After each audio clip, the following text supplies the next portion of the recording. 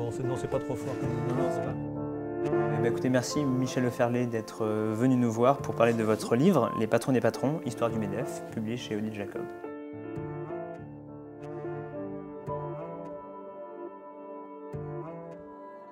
Alors c'est effectivement l'une des grandes questions qu'on m'a posées aussi, donc assez souvent, et qui est une question pour être classique de sociologie des politiques publiques et de sociologie des groupes d'intérêt. Quelle est l'influence, quel est le pouvoir justement d'un groupe? Alors d'un côté, on a des représentations qui sont celles, pourrait-on dire, disons, du commun des mortels, voire éventuellement des slogans de manifestation. Le MEDEF a le pouvoir, le MEDEF également fait la politique du gouvernement, justice partout, MEDEF partout, justice nulle part, il y a de l'argent dans les caisses du patronat. Bon, et le patronat, c'est le MEDEF. Donc il y a effectivement l'impression que cette tête du MEDEF, avenue Bosquet, est quelque chose de tout puissant qui a une possibilité donc, de retourner donc, les politiques publiques et de retourner à sa guise la gauche comme la droite. Bon. Je pense qu'une fois qu'on a dit ça, on n'a pas dit grand-chose, même si sur un certain nombre de points, ce n'est pas forcément complètement faux. C'est-à-dire que je pense que la possibilité d'accès aux décideurs de la part du MEDEF, à la fois donc du MEDEF centre, avenue Bosquet, et également de toutes ses composantes, donc l'ensemble des fédérations, est beaucoup plus, cet accès aux décideurs est beaucoup plus fort pour le MEDEF que pour toute une série d'autres organisations, que ce soit les syndicats, les ONG, etc. etc. Bon, malgré tout, je pense que si on veut parler du pouvoir du MEDEF, il faut d'abord parler du pouvoir dans le MEDEF aussi. C'est-à-dire que, comme je vous l'ai dit tout à l'heure, le chef du MEDEF, le patron des patrons, eh bien, est quelqu'un qui est à la tête d'une espèce de coalition toujours incertaine, avec des divisions, puisqu'il est censé incarner l'unité patronale, mais cette unité patronale, d'ailleurs, il est difficile de le dépasser dans les entretiens qu'on peut faire avec les dirigeants, parce que c'est un petit peu en quelque sorte une barrière.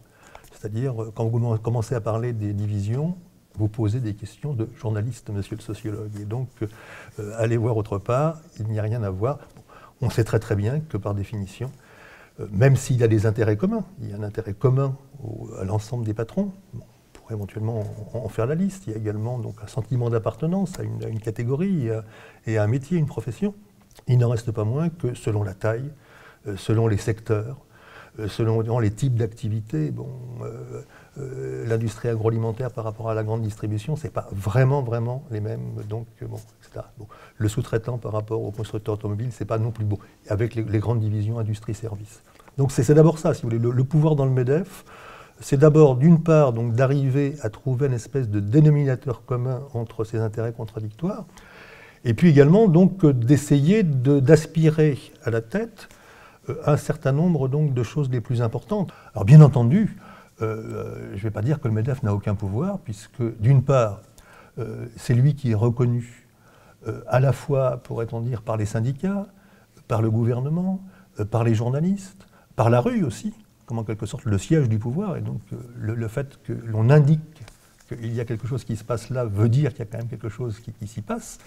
Bon, et donc ça c'est le premier point. Et puis en deuxième lieu, c'est aussi, parce que c'est une des activités essentielles, en tous les cas sous Parisot ça a été très important, à côté du sociétal, c'est le social, c'est quand même le MEDEF, avec bien entendu l'appui de ces fédérations et le contrôle de ces fédérations, qui signent, donc qui engagent donc l'ensemble du patronat dans notamment les ANI, les accords nationaux interprofessionnels, et qui donc est de plus en plus, puisque maintenant la législation le prévoit, est une espèce de vestibule avant une loi. Donc l'accord de janvier a été transformé en loi, et c'est le MEDEF qui avait malgré tout la signature, mais derrière la signature, il y a effectivement un ensemble de choses qu'on n'aperçoit pas tellement, parce que c'est une mécanique très complexe, et que ça me prend beaucoup de temps avant d'arriver à comprendre un peu ce qui se passe à l'intérieur. Et donc, il y a beaucoup de gens qui n'ont pas forcément le temps que j'ai pu prendre justement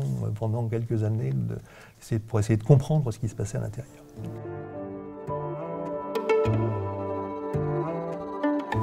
L'élection donc du président du MEDEF, qui va être donc désigné désormais comme le patron des patrons, n'est pas une élection au suffrage universel, ni de tous les patrons, bien entendu, ni même de tous les patrons qui sont donc adhérents au MEDEF. Le MEDEF est une confédération qui est donc constituée d'un certain nombre de fédérations, 74 à l'heure actuelle, et d'unions territoriales qui sont représentées à une assemblée générale. Et donc c'est l'assemblée générale qui, sur avis du conseil exécutif, 45 membres, va donc désigner le futur président du MEDEF. Bon. Alors effectivement, c'est une élection de confédération, on pourrait le comparer éventuellement à des élections de partis politiques ou des élections de syndicats, qui a d'une certaine manière quand même malgré tout un peu changé depuis le CNPF, donc depuis 1998 et surtout depuis 2005. C'est-à-dire que ce n'est plus en quelque sorte une élection cooptative comme ça a été, où d'une certaine manière on décourageait les candidats. Il y a eu d'abord dans les années 80 éventuellement pluralité de candidats, mais avec d'une certaine manière une élection qui se faisait entre pairs, et l'Assemblée générale a ratifié, pourrait-on dire, un certain nombre donc, de décisions qui avaient été prises ailleurs. Bon.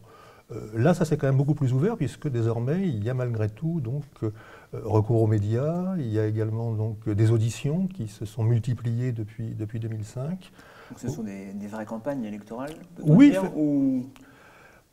c'est-à-dire que la campagne électorale est à la fois donc, vraie, pourrait-on dire. C'est-à-dire que les fédérations ont la possibilité de dire ce qu'ils pensent.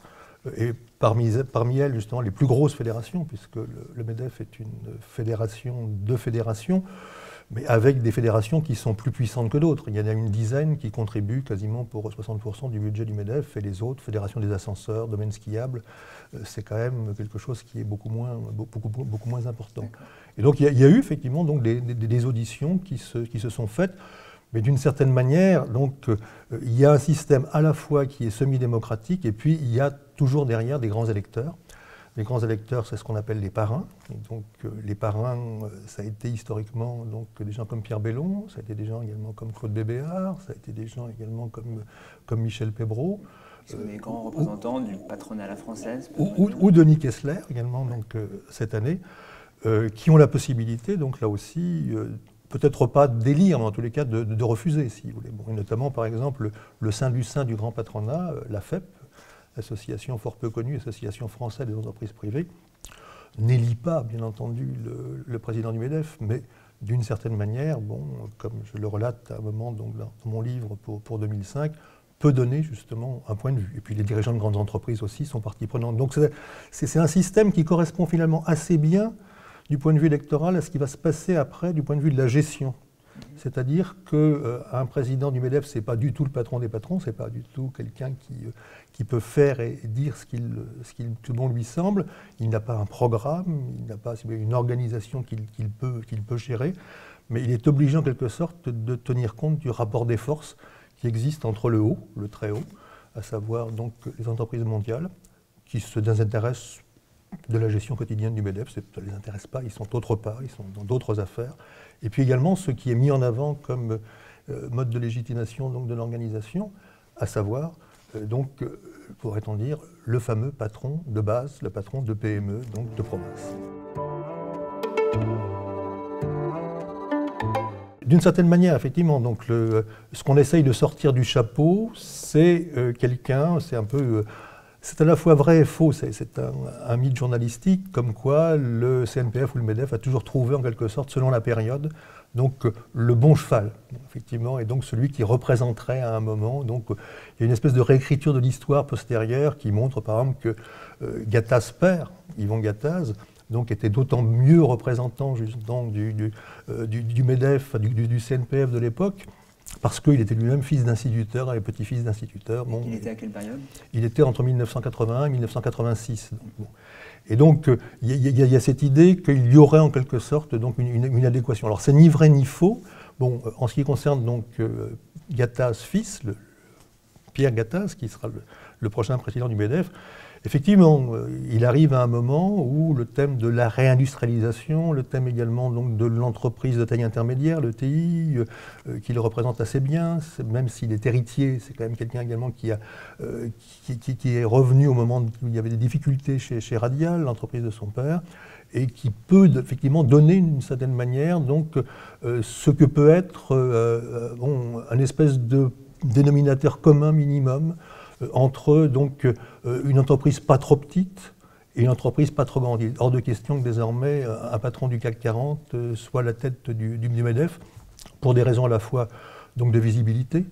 On peut difficilement faire représenter le patronat par quelqu'un qui est à la tête d'une multinationale, et pour des raisons aussi forcément matérielles, puisque la charge de patron des patrons n'est en principe pas rémunérée. Donc ça veut dire qu'également abandonner des salaires donc, à 7 chiffres pour en quelque sorte donc, se dévouer au bien commun de la cause patronale.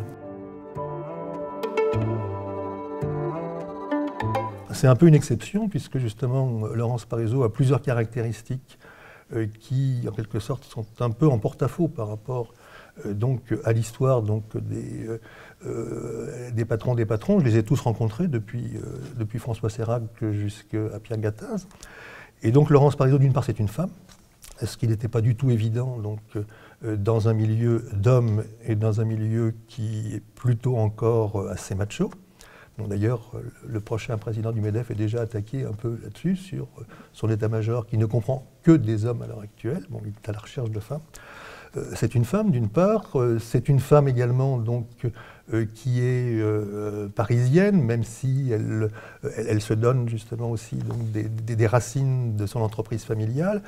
Et puis c'est une femme vraisemblablement qui est aussi, par rapport au milieu patronal, quelqu'un qui d'une part a des ambitions politiques, et qui s'estime donc à la tête du MEDEF comme s'il était à la tête d'un État ou d'un parti politique. Elle estime avoir été donc élue sur un programme et qui, d'une certaine manière, a ouvert le MEDEF sur un certain nombre de choses qui n'étaient pas auparavant de sa compétence. C'est ce qu'on a appelé le sociétal par rapport donc à l'économique et par rapport au social. Par exemple.